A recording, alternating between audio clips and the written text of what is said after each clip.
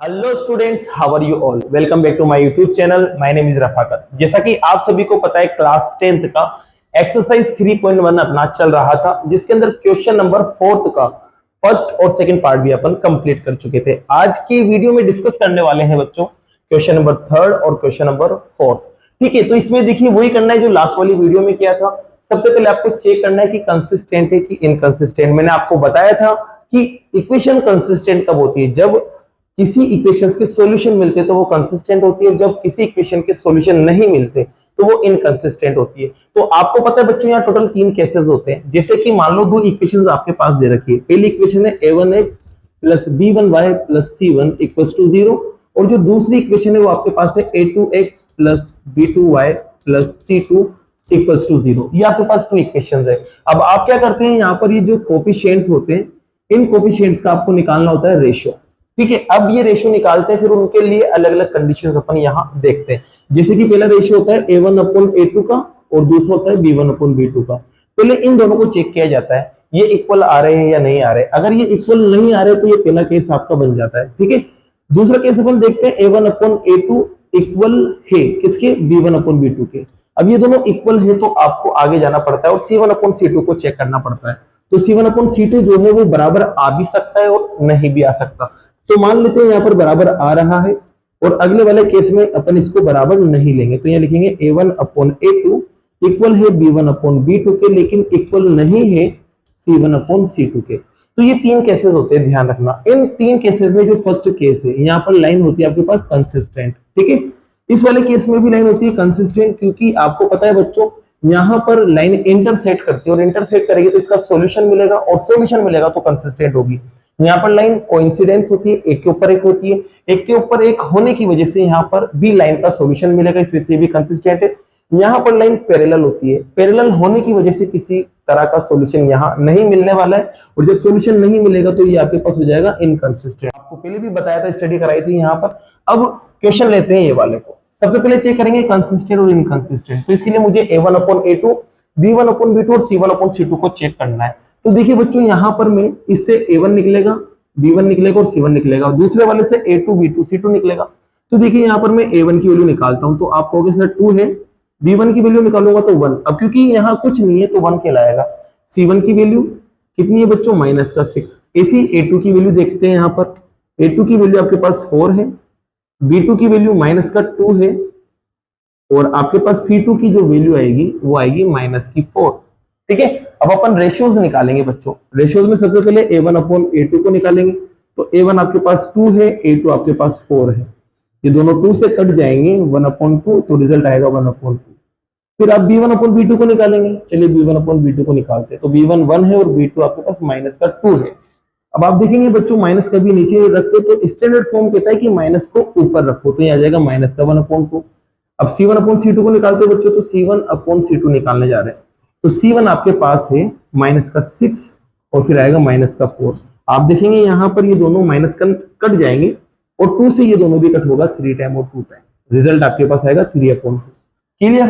अब आप रेशियोज को कंपेयर करते हैं बच्चों। कंपेयर करेंगे तो आप लेंगे a1/a2 और b1/b2 को।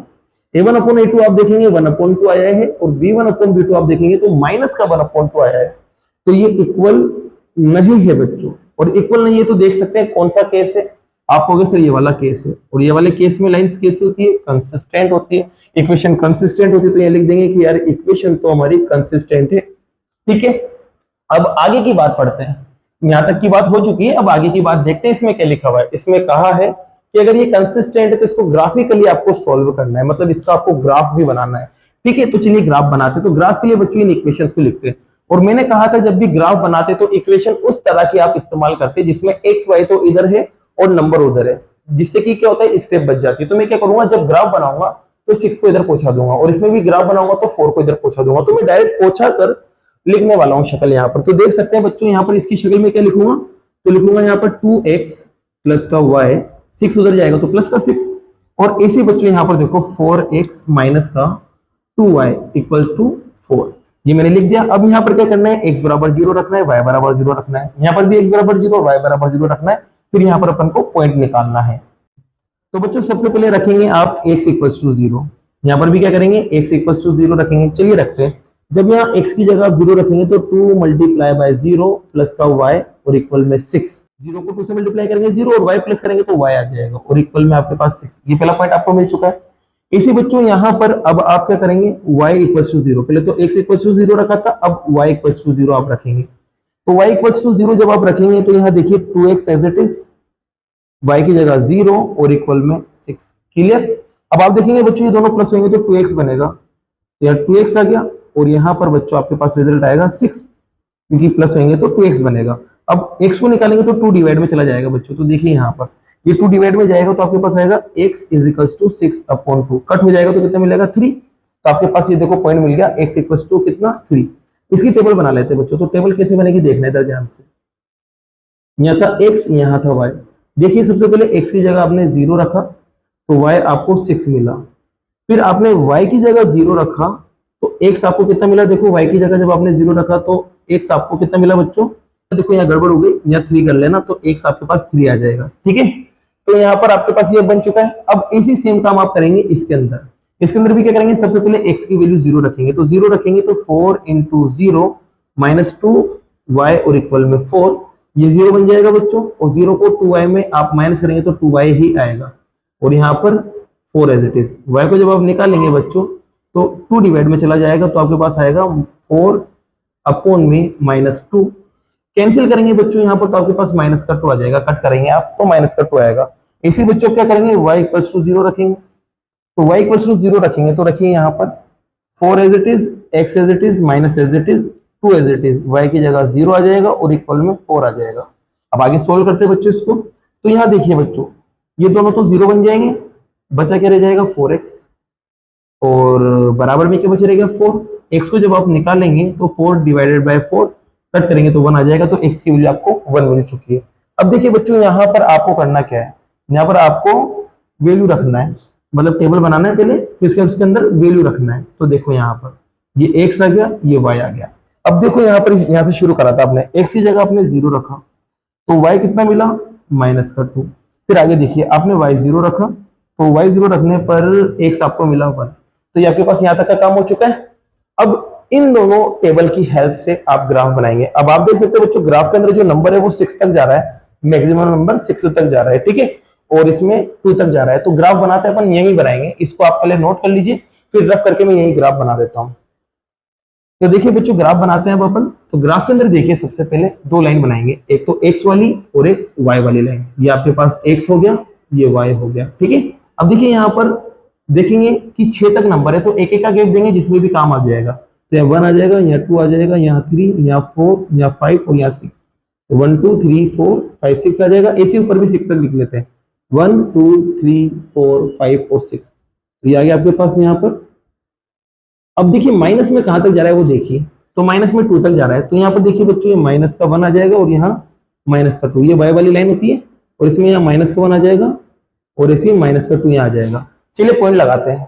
अब पॉइंट कैसे लगाएंगे बच्चों, तो आपको पता है जब भी 0 आता है तो आप नंबर को देखो x एक्सिस देखो, मतलब एक्सिस देखना है आपको, x है कि y है। अब यहाँ देखो y एक्सिस है तो आपको y पे 6 लगा देना है डायरेक्ट, तो y पे यहाँ पर ये 6 आ गया। इसी देखो यहाँ पर भी 0 आ रहा है तो आप नंबर को देखो, नंबर किस पर आ रहा है x पर, तो x पर आपको लगा देना है 3, तो ये x पे 3 आ गया। अब इन दोनों को मिलाएंगे बच्चों तो ये आपका एक लाइन बन जाएगी। अब दूसरी लाइन इससे बनाएंगे तो देखिए यहाँ पर y पे माइनस का 2 दिख रहा है, y पे माइनस का 2 यहाँ नीचे दिखेगा, ये y पे माइनस 2 हो गया और x पे आपको प्लस का 1 दिख रहा है क्योंकि 0 को तो भूल जाओ, तो x पे प्लस का 1 ये रहा। इन दोनों को मिला के बच्चों लाइन बना दो, ये आपका ग्राफ कंप्लीट हुआ। ठीक है, तो ये आपका ग्राफिकली सॉल्यूशन भी मिल जाएगा। सॉल्यूशन निकालेंगे तो बच्चों कुछ नहीं करना, इन दोनों पॉइंट्स को मिला के देख लेना, जहां भी इंटरसेक्ट कर रही है वही सॉल्यूशन आएगा। तो x की वैल्यू भी 2 आ रही है और y की वैल्यू भी 2 आ रही है।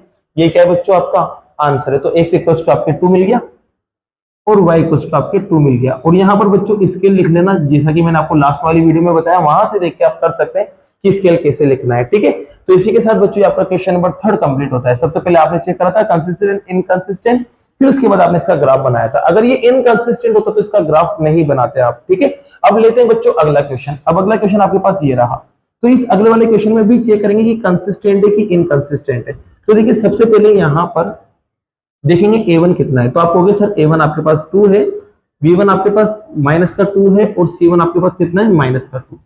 A2 आप देखेंगे 4 है, B2 आपके पास माइनस का 4 है और C2 आपके पास माइनस का 5 है। ठीक है, रेशियो निकालते हैं। सबसे पहले A1 अपॉन A2 को निकालते हैं। A1 2 है और A2 4 है, कैंसिल हो जाएगा बच्चों, 1 अपॉन 2 आ जाएगा। ठीक है, अब आप निकालेंगे B1 अपॉन B2 को। B1 आपके पास माइनस का 2 है और B2 माइनस का 4 है, कैंसिल हो गया माइनस माइनस और 2 से कैंसिल हो गया 1 टाइम 2 टाइम, तो रिजल्ट आएगा 1 अपॉन 2।